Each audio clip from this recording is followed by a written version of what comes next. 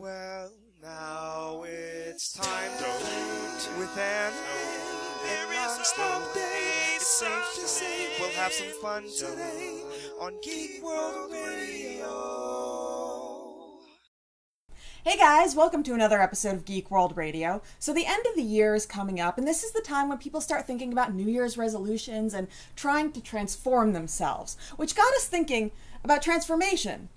But then we decided to take it kind of in a literal sense. Yes. And so today's show is going to be about some of the awesome and some of the not so awesome transformations in like TV and anime and movies and stuff. So yeah, I mean, transformation is a big part of our myths and culture for all cultures, you know, whether it be like religious characters or, you know, mythical creatures, or even our superheroes, you know, like SpiderMan, for instance. Like, he had to transform. We all wouldn't be enamored with a comic book called Peter Parker, Teenage Photographer. He needed to be bitten by that spider and transform into Spider-Man and stand in front of that mirror and be like, whoa, I'm jacked now. Call Men's Fitness. And so that's what we're talking about. I think we should start at a common place for both of us that we love. Yes. Dragon Ball Z. heck yeah. Okay, so there's a lot of transforming in Dragon Ball Z. One of which is with like our main characters who are a race called Saiyans. Now, they start off as being these people that also turn into monkeys. Giant monkeys. This is pretty much, you know, what they look like. This is Goku. Goku not only, you know, when he was a child transformed into a monkey before his tail was cut off. That's a long story, we won't get into it. Killed his grandpa, spoiler.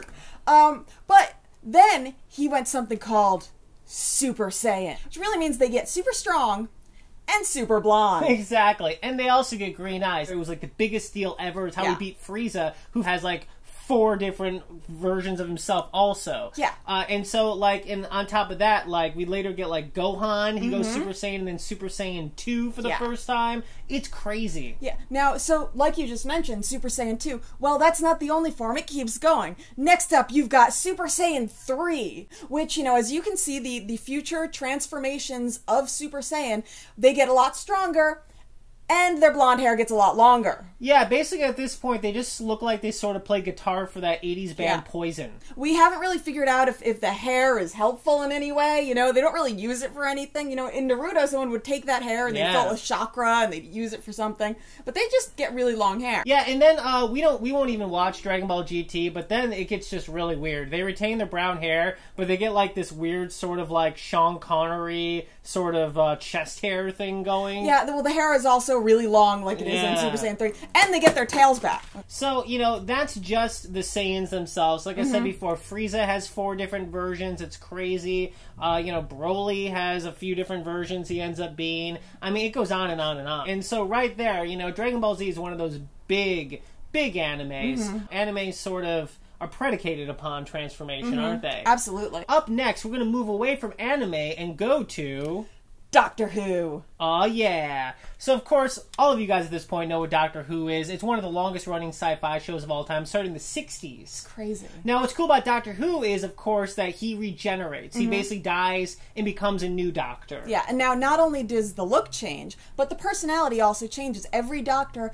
has their own personality, and the Doctor doesn't know what his next one's going to be. Each one is their own Doctor. Yeah, it's totally different. And it's not just because they wear different things, you know? Mask this bow tie isn't what makes him a different Doctor. It's amazing, and honestly, it is one of the, like, masterstrokes of TV history. The fact is, the first Doctor was William Hartnell. He was getting sick. They didn't know how they were going to continue the show, and so they came up with this. Yeah. It's amazing. But on top of that, also, the Doctor's companions also get powers. I think one of your favorite episodes of all time is the season 1 finale of the reboot of Doctor Who, where Rose becomes, like, Bad Wolf. Yeah, it's so crazy because she gets like all the power of the universe by staring into the heart of the TARDIS. Yeah, she destroys the Daleks, she resurrects Jack Harkness and makes him an immortal. Thanks to that, we've got Torchwood. Exactly. And on top of that, the Doctor, in trying to save her, basically absorbs all that, and then he dies and becomes David Tennant. Yep. Also, on top of that, one of the other favorite companions, Donna. Yes. She becomes the Dr. Donna, just as the Ood predicted. That's right, just as the Ood predicted. And basically, she sort of becomes her own Doctor. She becomes the Doctor. She knows everything. She's amazing. But of course, she can't handle it. Yeah, because, you know, puny human brains. Yes, it's tough to be able to handle it sometimes. Because, you know, anime, sometimes when it comes to these transformations, it's things like Thor. The original Thor was like the sickly doctor that found this cane, and he like hit it against a rock, and he transformed into Thor. That's what I do when I find random canes around. I hit them against rocks. Exactly. I was like, what else would you do, right? Okay, so now let's move on to video games. Let's talk about Resident Evil. Ooh. There's a ton of transformations in Resident Evil. Most of them are super, super creepy. Yeah. But one of them that's not particularly creepy is Jill Valentine. Yes. She becomes an awesome kung fu fighting blonde chick. Yeah, it's almost like one of those movies where, the girl has a makeover. Jill Valentine was basically like a really cool member of the STARS unit. She didn't have the physical strength of Chris Redfield, but she was the master of unlocking and had awesome weapon skills until she got a little bit of the T-virus in her. Pretty much she was T-virus roofied. You know how it is. And all of a sudden, she's wearing purple, she got a push-up bra, she's got kung fu skills, she's got blonde hair, blue eyes. Anime, what happened to her? She became Super Saiyan. Oh, yeah. After about 3 hours of her doing that, she became Super Saiyan. It was a long... 12 episodes later. It was a long video game, but it was worth it. So now we're going to go to an American cartoon, Ben 10. Oh, yeah. This show is all about this kid who transforms into a ton of different aliens. He has this cool, like, wristwatch, the Omnitrix. Because of that, he gets to be all these different aliens. It starts off that he gets to be 10 different aliens, but later on it gets to be a lot more. They just like hundreds, right? Yeah, I mean, they just didn't feel like calling it, Ben 100, Ben 1000. Ben a million. Yeah. You know what my favorite one is, anime? What? Humongosaur! Good choice. It's awesome. He becomes like a giant dinosaur dude. It's crazy. Yeah. Okay, so now we're going to get back to anime with one of the ones I think helped to inspire this show. For sure. Naruto. So, the actual character of Naruto, he himself has a bunch of different transformations because he's got a demon fox living inside him. Who doesn't? So, he's got, like, his initial mode where, like, his eyes turn kind of red and there's just kind of, like, a little bit of, like, red energy coming out of him. And then he's got all the modes where, like, you start seeing tails, like the demon fox cloak. And then, like, more and more tails start showing up, and then he starts to, like, take actual form. Yeah. And then, like, bones start growing on him, and then muscles start growing on him.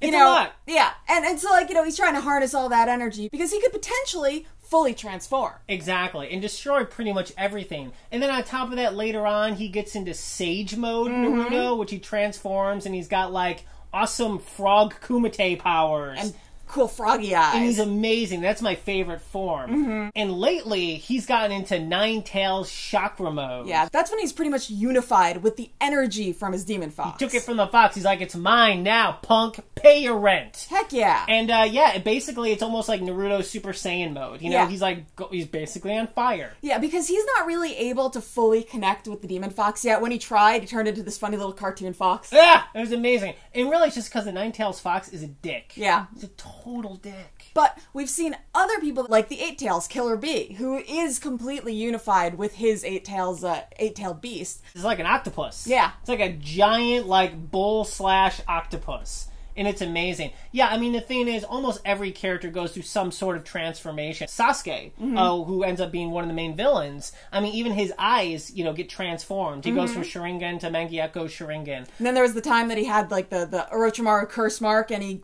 like, transformed, got all creepy, and had terrifying, creepy hand wings. Hand wings, yeah. And he's like, I'm cooler than you, Naruto. It's like, dude, no, you're scary. You look horrible.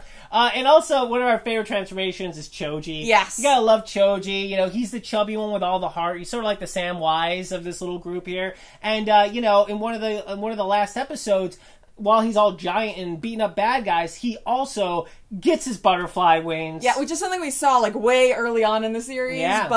But this time he gets him on his own. He transforms into Choji butterfly mode, gigantic butterfly mode. It's amazing. So we actually have a lot more we want to do, but we have to move on because we have too much to talk about. So next up, we're going to talk about some of the funniest transformations, because it's not always cool, anime. Yeah. Okay? You're not always the one. You're not always a Quitsack Hatterack. You're not always in full chakra mode. Sometimes silly stuff just happens. Yeah, sometimes it's just weird. Exactly. So first up, He-Man.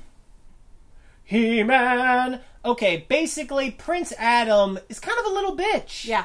And, he's just prancing around. He's got, like, really tight white shirt on, like, pink pants. He has a fraidy cat tiger. Yeah, and he's just kind of lame. And it's like, this guy's Prince, what's up with that? You guys go down in a second. But then, he gets a sword, his mystical sword, and he goes, I have the power! And he becomes like a super roided jack dude in sort of like weird S&M gear in like a fuzzy Speedo. I mean, I gotta say, he's pretty jacked beforehand. I guess he must work out or something. Yeah. But then he gets cooler clothes. Yeah, and that pretty much makes him a superhero. And even more impressive a transformation is his tiger. Yeah, Cringer becomes... Well, Battle Cat. Yeah. And Cringer becomes awesome, which in a way is actually much more impressive because he even gets a saddle. Yeah. And like a cool like war like mask. Okay, so in Joss Whedon's Buffy universe, there is so many different transformations. But I gotta say, in the spin-off Angel, the best transformation ever has to be the Angel puppet. Yes. Now, the guy who wrote and directed this episode was Ben Edlund. Now, he's the guy who invented the Tick. He's basically the guy who makes Supernatural funny. Yep. He does a bunch of different shows. Well, basically, Angel turns into a puppet, and he fights bad guys, and it's amazing. Yeah, it's hilarious. Now,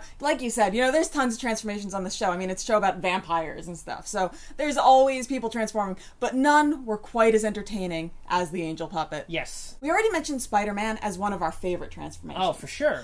But it's not always happiness when he transforms. There's one time in particular that it's kind of weird. Yeah, back in 1970, while Stan Lee was writing Spider-Man, he decided that it was going to be one of those storylines where Peter Parker tries to get rid of his powers, Gwen Stacy's dad is dead, and she blames Spider-Man. His life is in the dumps. It sucks. So he's like, I'm not going to be Spider-Man anymore. So, of course, we all know that Peter Parker is like chemist and he can do anything. Right. He makes this formula so that he'll take away his Spider-Man powers. He drinks it, he goes to sleep, has bad dreams, wakes up. He's got 6 arms now. That's not cool. It is not cool. And this happened over the period of 3 different issues. He's flying around fighting crime with 6 arms. Of course, later, thanks to Kurt Connors and Morbius the Vampire, he ends up going back to normal. But not only was this like popular because it was freakish, but they also did a What If series. What if Spider-Man kept his 6 arms? Yeah. By the way, I have that comic book. Thank awesome. you very much.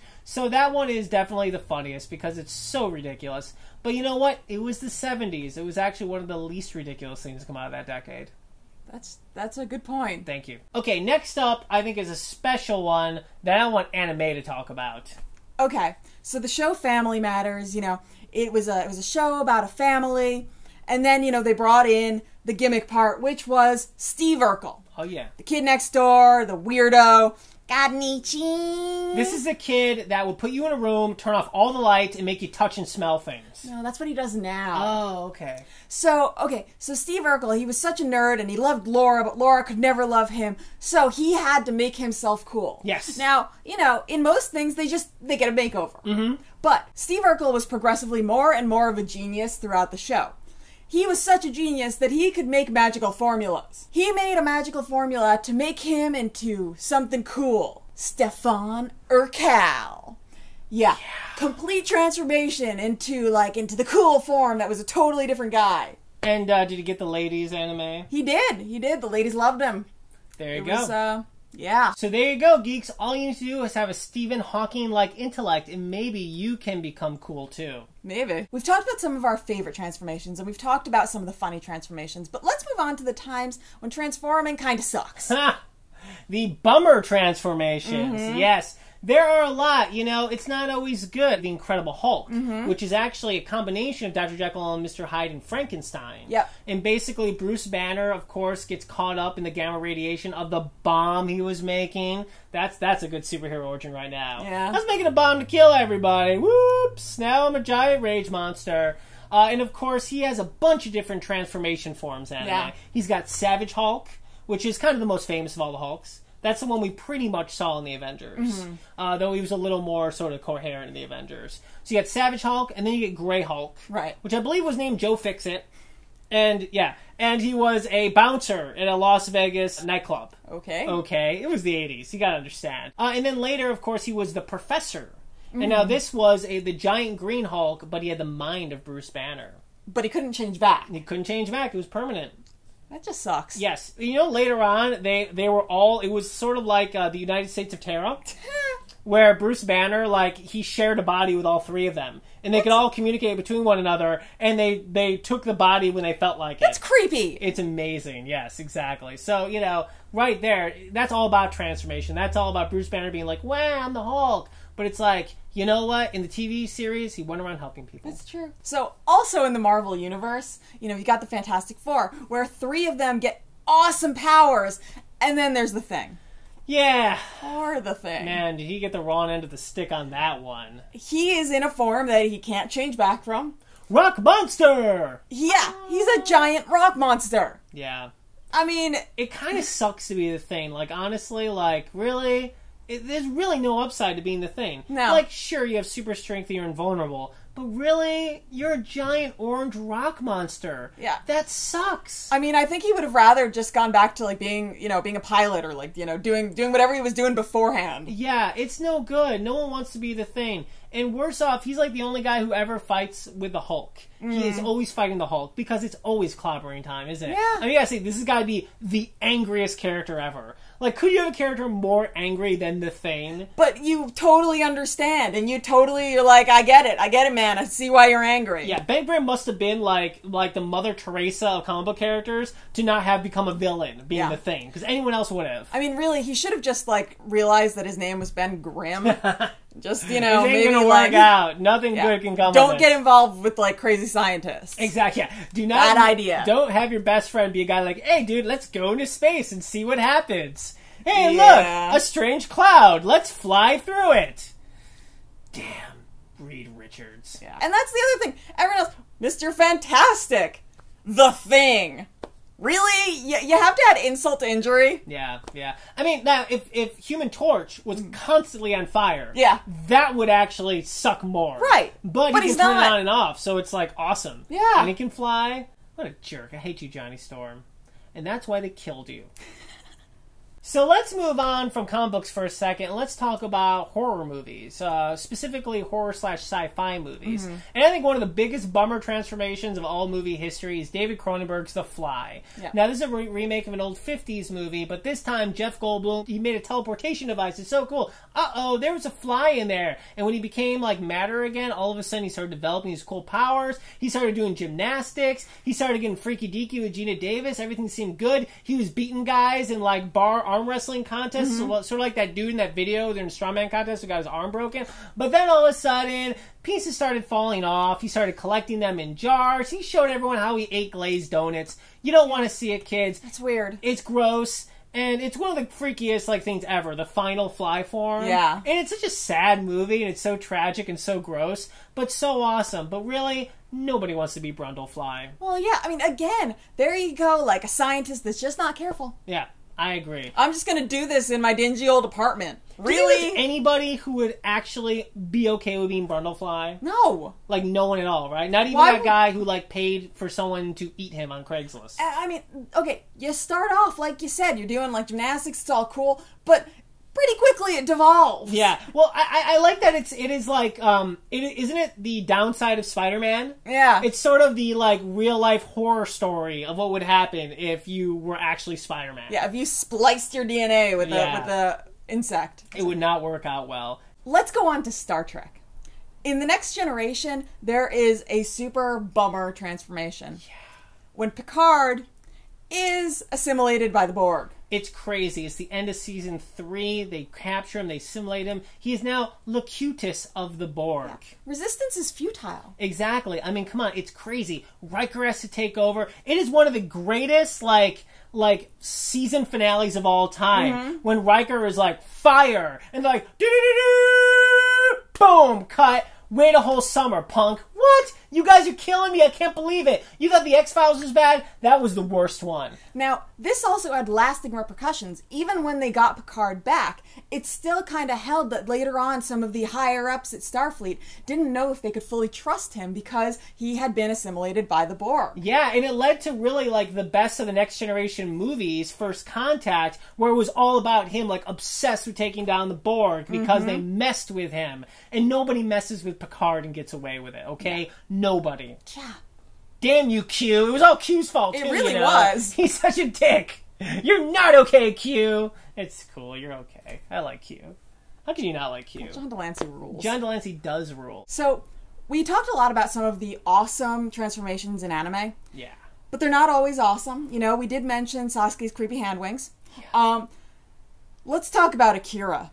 Oh no, the most awesome transformation ever. You know, things again, like it's kind of like Brundlefly. Things start off, they seem cool. Yeah. You know, it seems like things are all like cool, like mental powers and stuff. But that's not where it ends. Yeah, Tetsuo's got his psychokinesis. He's messing up cities. Everyone's afraid of him. But at the end, he sort of becomes giant fleshy blob monster of like a can of dough. If it gets like in heat too long, and all of a sudden it all just kind of like comes out of the canister, and it's all disgusting and weird, and it won't stop flowing out. It's kind of like that, except it's like flesh and metal. It's kind of like probably what you see after someone gets like liposucked or something. It's so wrong. So yeah, gross. I mean, like honestly, it's hard to watch because it's so gross. Yeah, like they could never do this in live action, or everyone will be literally like puking in the aisles. And people are getting like enveloped by it. It's it's like, you know, the blob is one thing, you know. Yeah, and when they're like, inside, you can see like organs and stuff, and it's so nasty. It is the grossest transformation ever. I don't know where all that matter came from to make that giant blob, but it is